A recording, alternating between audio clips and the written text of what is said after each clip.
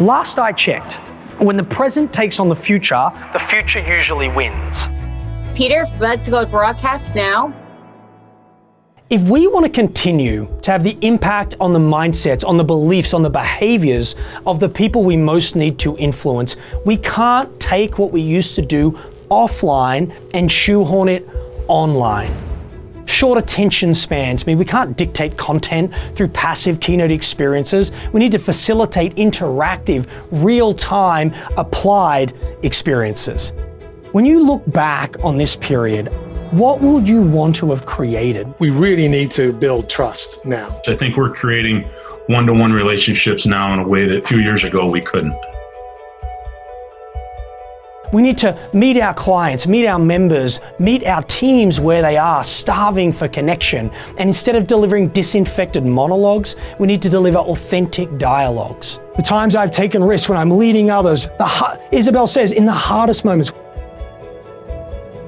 We need to invest in cohesive end-to-end experiences, not MCs for entertainment purposes, but experts who can hold the space, who can get the best out of presenters and panelists, and who can drive home your objectives. I love that, Rob, this idea of almost going slow to go fast. In other words, if you bring people on, you can move much more quickly together.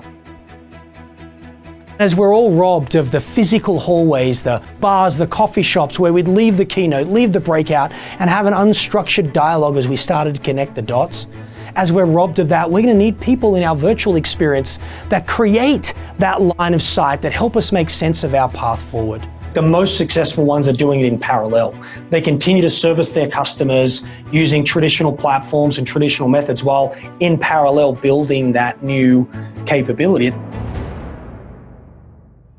What about the keynote followed by the traditional fireside chat where either one or more of your senior team gets together with the external keynote speaker and talks about what those ideas look like applied to your world, where they take your vision, your ambition, and bring it to life, where your external thought leader adds credibility to your internal strategy, and when the whole process humanizes your leaders to your clients and to your employees as well. It's this fantastic thing when there's this collision of behaving in the right way and then also being right for the business. So what are we going to do next? Don't try to boil the ocean. Layer in what you can do now and then have your sights on continuous improvement. Willing to, try it and change it and just be real nimble in the process. People right now are desperate to know, what are other people like them doing to handle the challenges of today? What's working, what's not working? What about a directed but authentic client panel? One where we intentionally reposition your value in this new world. One where we create a space for your clients to tell your story, because we know that will massively enhance believability.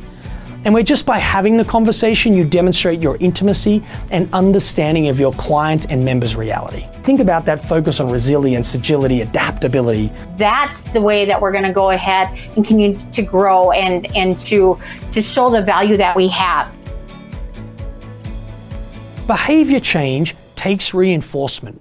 What about a 5-video series following the event we send every other week to delegates that each video highlights a key idea but supports it with practical resources so people can apply those insights, where we use that content to maintain the excitement and the connection that we created at the event. Our advice is move towards the disruption. Stop going for control and start going for leverage. At the end of the day, it's not companies that transform, it's people that do. We hired Peter Sheahan to spearhead a 4-part webinar series featuring our executives and thought leadership content.